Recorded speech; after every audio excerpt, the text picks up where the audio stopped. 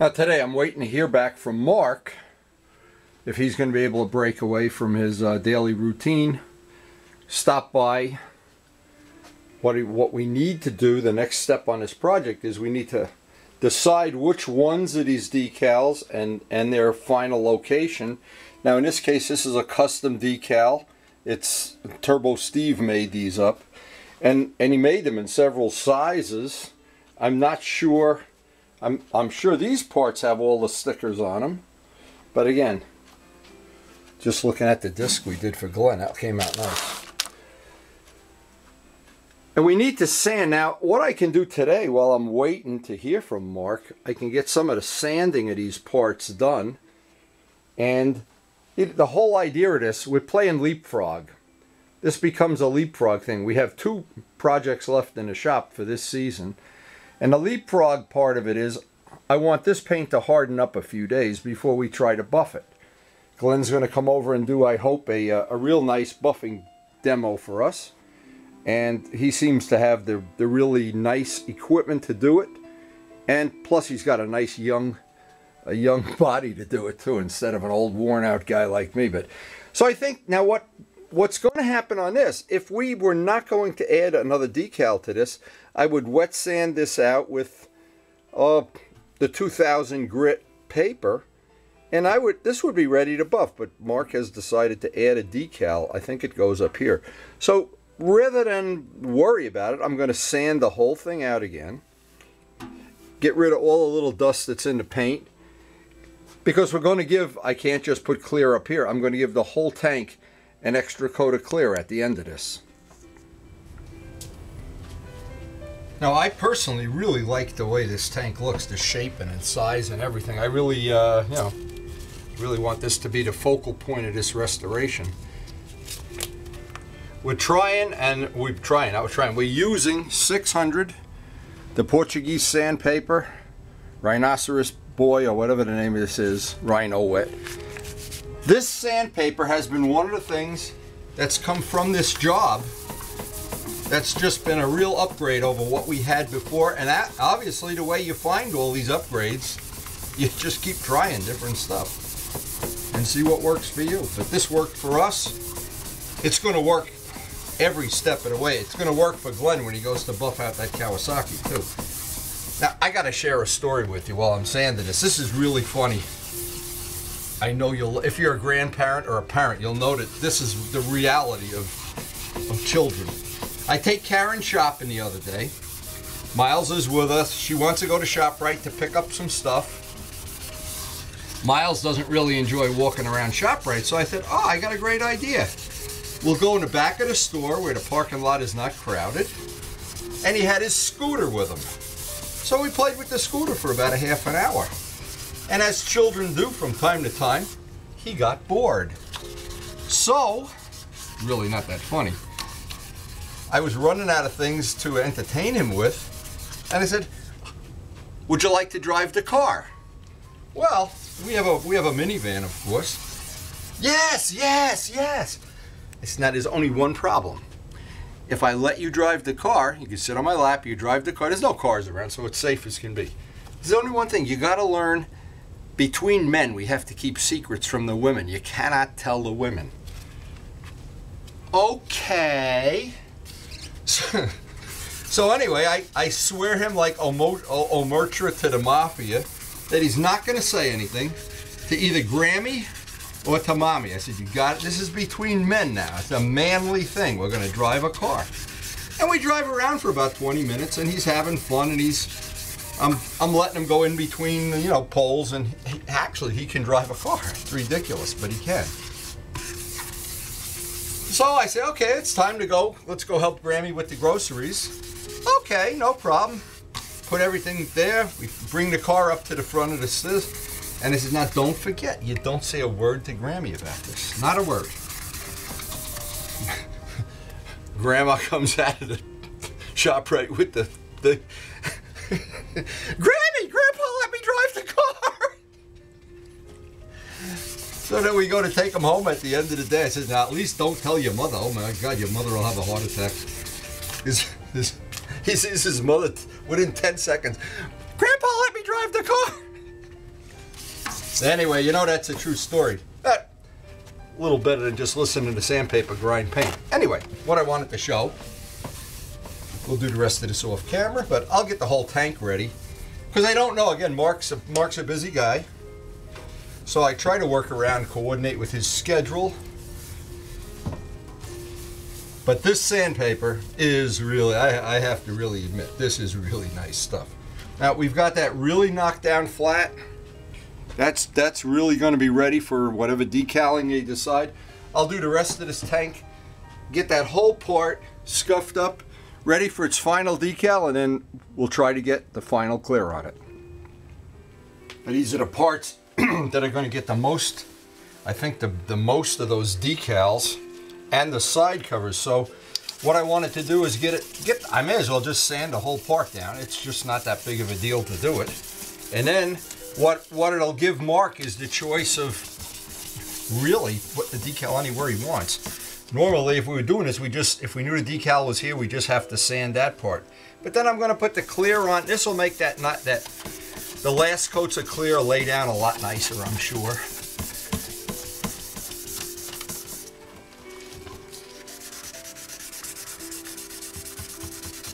And this winter we have really pushed things to the limit here. But I think everybody that's got a bike that came out of the shop, Luciano's had a few, Vince has had one. I think everybody that's had some, and I know Vlad is just as happy as can be with that Bimota, that's for sure. That Bimota is very special. I don't know if you really see it in the videos, but that really is. I haven't seen a lot of Bimotas that are nicer. I haven't seen any, in fact. And the few that I have seen up on Perkins, it doesn't look like the guys really took good care of them either. They look kind of ratty looking. But anyway, all beside the point. Now it could be that one of these parts, the stripe around the yellow just didn't lay down the way it should, and I'm looking to see. Because I have this vision issue, I gotta look at everything 4 or 5 times. Anyway, once this one is all ready, this will be ready for decals. Then the tank is totally ready. Oh, that's about as ready as you can get.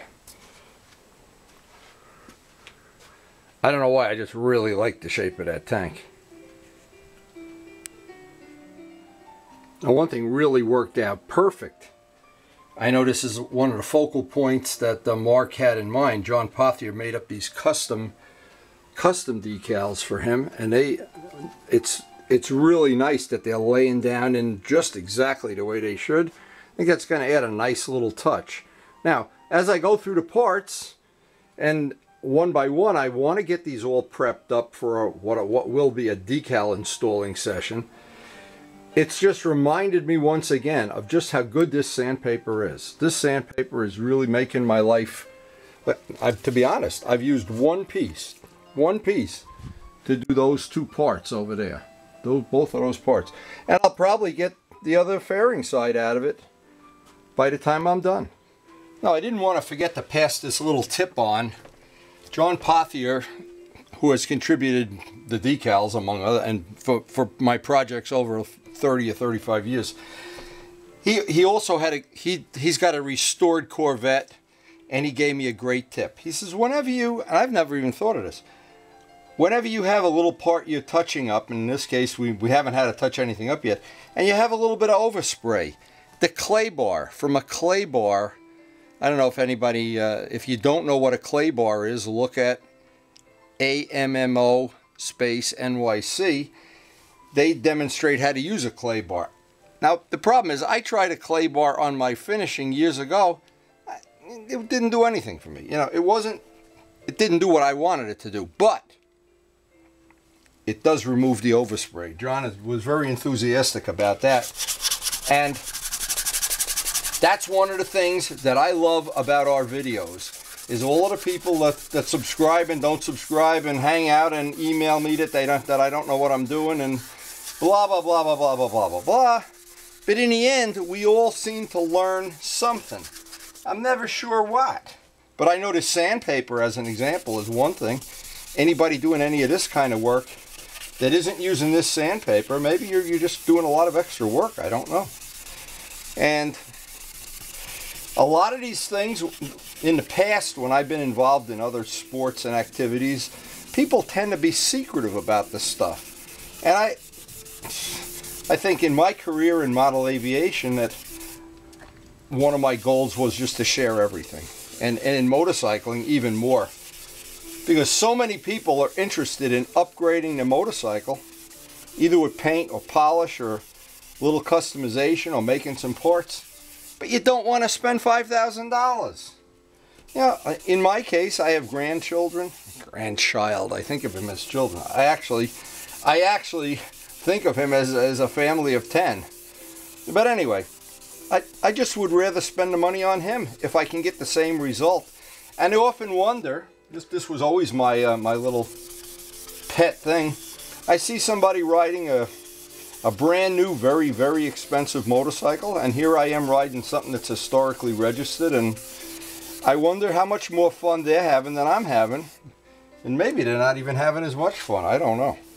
Because the reality of motorcycling is, it's really in the friends you ride with more than the bike you ride. Now, somewhere in this set of restoration videos, I'm going to look back and see some of the pictures. I know I have them in my archive. Some of the pictures of what these parts look like when Mark first brought them over here and what they look like now. Quite a difference. Now what I'm doing, I'm looking on a computer to see the side covers here. I ought to sand the whole thing because he's gonna want to put a decal there, and a decal there. I may as well sand the whole thing. Then when it comes to the fairing, again, I may as well just sand the whole things out. So I was thinking is somewhere in this thing, I'm going to beat the wrap. Really not. Just going to have to sand the whole thing out. And then when he comes and he gets ready to do the decals, we could do it in one short session. Now these are big parts. So the answer is after looking at those pieces, I may as well just suck it up and sand the whole thing. Again, both of the parts are different too. That's the issue. But the problem is if there was one little speck of dust in the paint, if you don't do this step and the decal has a little bubble in it, a little mountain, well, it becomes an issue. So sometimes you're just better off in this kind of a situation. Just pay the price up front, sand the whole part down.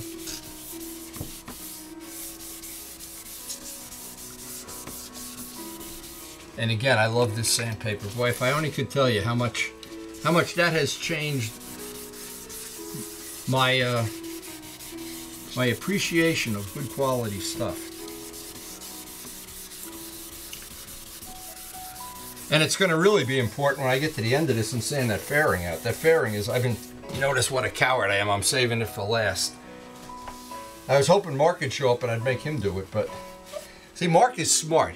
He shows up just when the sanding is all done.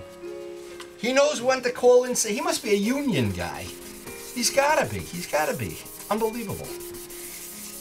Glenn is good at it, but he's great.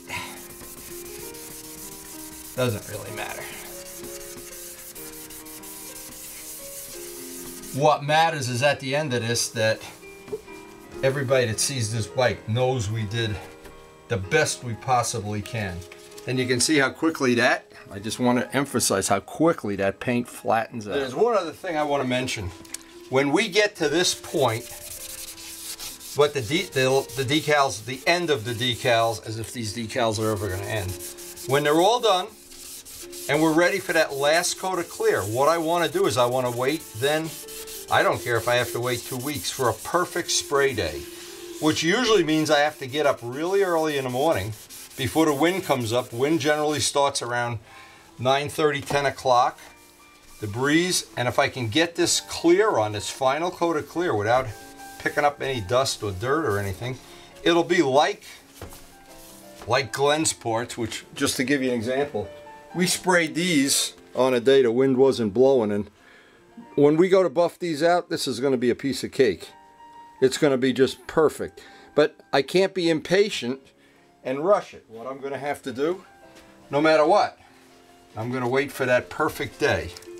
Because this project, and again, we have consumed hours into this project that I would have never believed in the beginning, but I think the results speak for itself, and I think that what we're trying to accomplish, we will accomplish in spades here.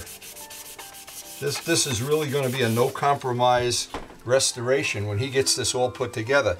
Now the good news is I know Mark is a very qualified mechanic, so the mechanical part of it, like some people, they have issues putting bikes together and they scratch them all up and beat them up. Well, in Mark's case, I know he knows how to take a bike apart and put it back together. So if this bike has one scratch in it, I'm just going to, you know, basically give him an ass whipping. That's the bottom line. And he doesn't want that, I know that. We want this to be perfect. And now for the final act of this show, getting this sanded out. Now, obviously, it's an awkward part to do this too. I can do it this way.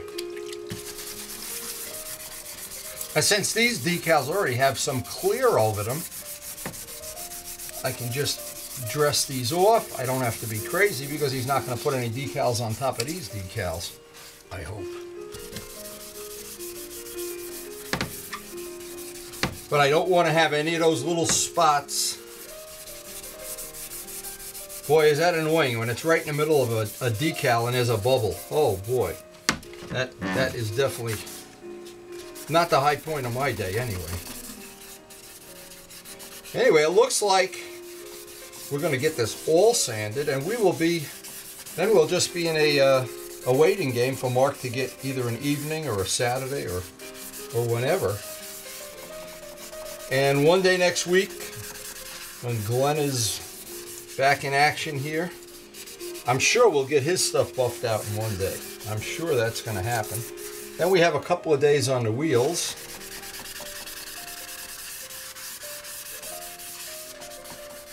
And I'm thinking hopefully within a week, we'll be done here, and this season of restoration will be coming to a nice end. Actually, this didn't come out bad at all. I don't know what I'm crying about. I think I'm turning into a crybaby. Thanks to that sandpaper, it really does flatten right out. Well, that's done. Side panels are done. The two seat pieces don't have to be done. They have all the clear on them. And we come down to one little issue that I wasn't sure. See, these things have they have decals on top of decals. And these decals here are relatively thick. I didn't want to sand through an edge, so I'm going to just gently sand them. Give that one more coat of clear, because that's going to be on the front of the fork lug. This is going to take a beating one way or another. Now when I think of how much work Mark has put into getting all these little details right, I really don't want to cheat him out of even one of them. I'd like that to be buried more in the clear, but I'm just afraid. It's such a thick decal. Some of these, see, these are not water-soluble decals. Man, are they thick. I mean, you're looking at probably putting 8-10 coats of clear on this before it gets buried. Which we can do, of course, but I'm just afraid that once you get... See, the problem with clear, if you build it up too much and you build it up to 1/16 of an inch, it's very prone to crack then as it dries out in time. So we don't want to do that either, and we're pretty much at the end of the gallon of clear that Mark bought for this bike. I don't want him to have to buy another gallon, a quart, or whatever of clear either.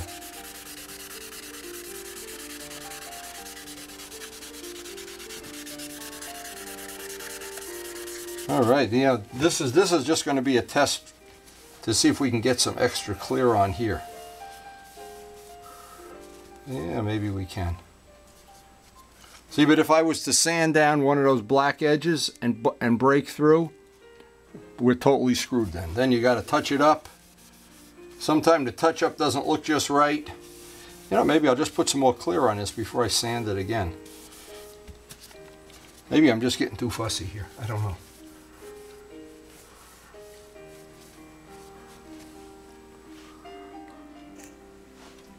Well, in one session we got the whole thing sanded out. Although I have to tell you, this was a long session. There's a lot of work to do in one session, but we are ready.